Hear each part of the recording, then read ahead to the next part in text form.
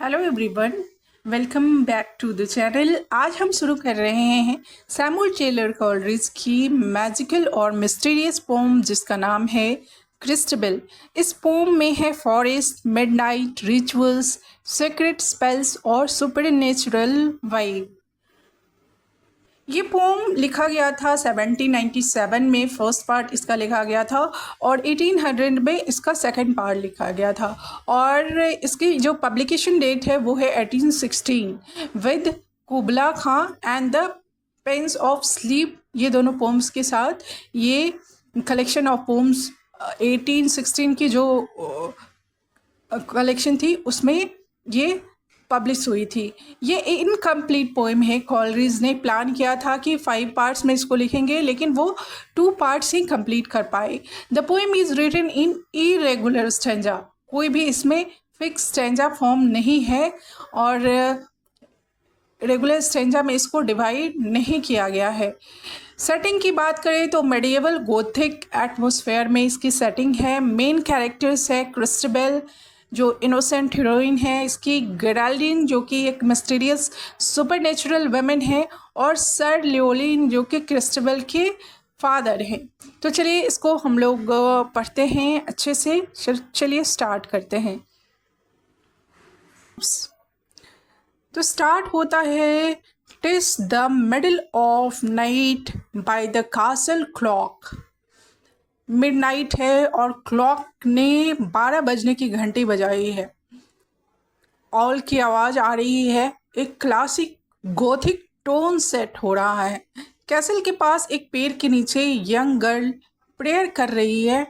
उसका नाम है क्रिस्टबेल। क्रिस्टबेल जंगल में अकेली क्यों आई है? वो अकेली आई है ताकि वो अपने लवर की सेफ्टी के लिए प्रार्थना कर सके। पर तभी उसे एक दर्द भरी आवाज़ सुनाई देती है। कोई हेल्प के लिए पुकार रहा है। एक ब्यूटीफुल लेकिन वीक और कंफ्यूज्ड औरत आती है जिसका नाम है गेराल्डीन। वो कहती है कि कुछ अजनबी घुड़सवार उसे यहाँ छोड़ गए हैं। उसे कुछ याद नहीं, बस डर लग रहा है। क्रिस्टबेल डरती तो है, लेकिन गेराल्डीन पर तरस खाकर उसे अपने साथ कैसल ले जाने का डिसाइड करती है। वह कहती है कि मैं तुम्हें शेल्टर दूंगी। क्रिस्टबेल गेराल्डीन को अपने पिता के कैसल की तरफ ले जा रही है। रास्ते में 2 बार गेराल्डीन बहुत अजीब तरीके से एक्ट करती है, जैसे उसके अंदर कुछ छिपा हुआ हो।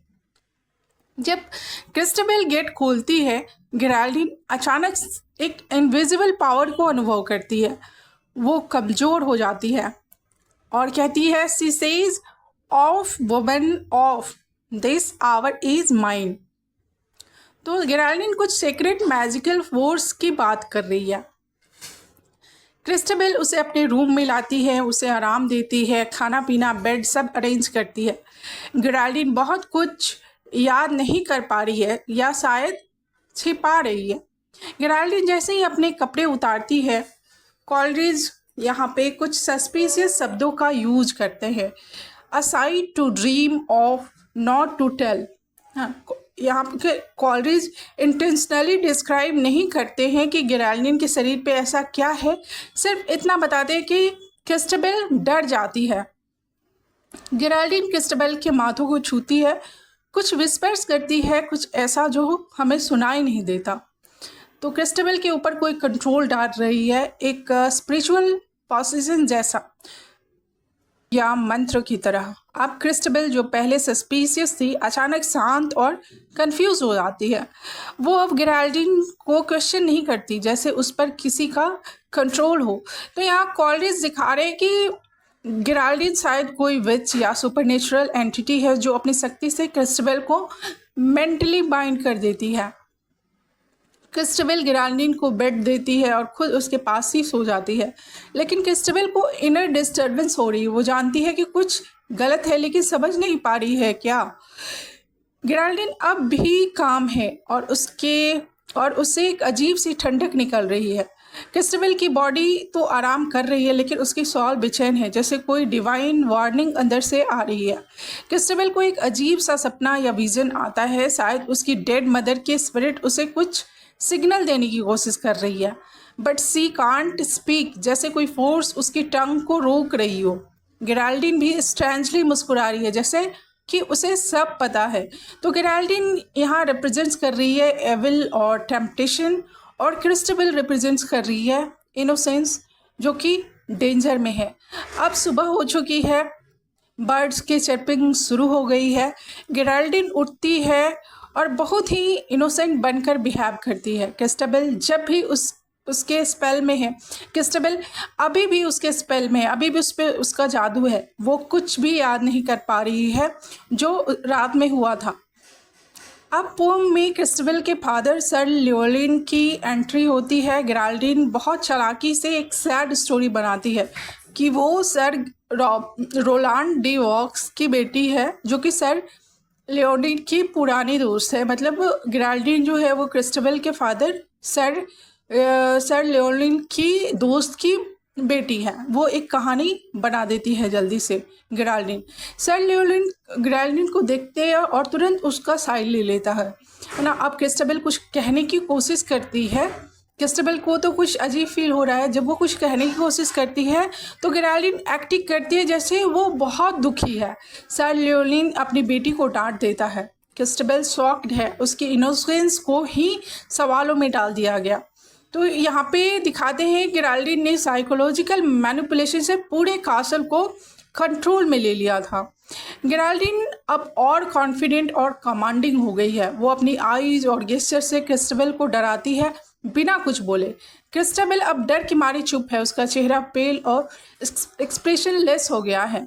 तो गेराल्डीन का कैरेक्टर एक सर्पेंट की तरह एक्ट कर रहा है, जो बिना आवाज़ के पूरे माहौल को वेनोमस बना रहा है।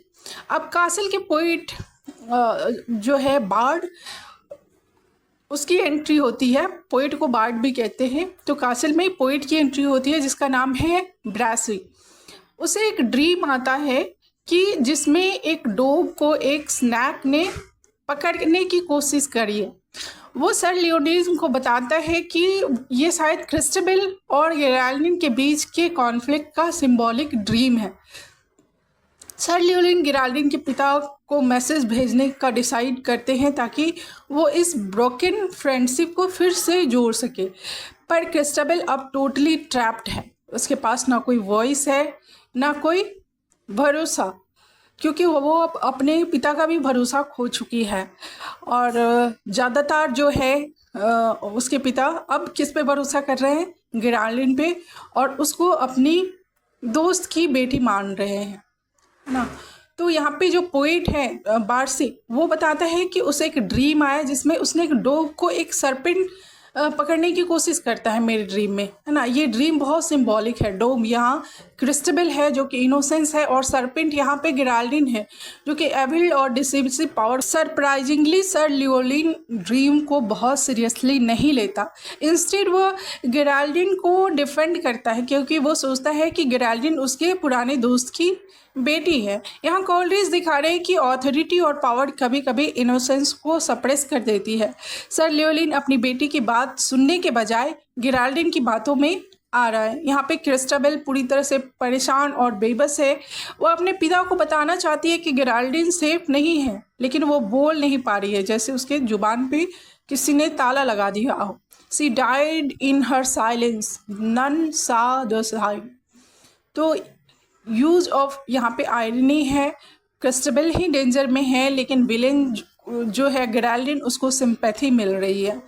तो यहाँ पे सिंबॉलिज्म भी यूज किया है कि साइलेंस एज इम्प्रिजनमेंट, कि साइलेंस यहाँ इम्प्रिजनमेंट की तरह यूज किया जा रहा है। अनफॉर्चुनेटली यहीं पर पोएम अचानक बंद हो जाती है। कॉलरेज इसे पूरा नहीं कर पाए। कॉलरेज ने बाद में खुद लिखा कि वो इसे कंप्लीट करना चाहते थे, लेकिन एक फेलियर ऑफ पोइटिक पावर की वजह से वो ऐसा नहीं कर सकी। सो बेसिकली कॉलरेज ने यहाँ सस्पेंस और एम्बिग्यूटी को एक पोइटिक टूल की तरह यूज़ किया, और शायद पोएम का इनकम्प्लीटनेस ही इसकी सबसे बड़ी खूबी बन गई। क्रिस्टबल की कहानी हमें सोचने पर मजबूर करती है कि क्या हम हमेशा ट्रुथ को पहचान पाते हैं? क्या साइलेंस भी कभी एक आवाज़ बन सकती है?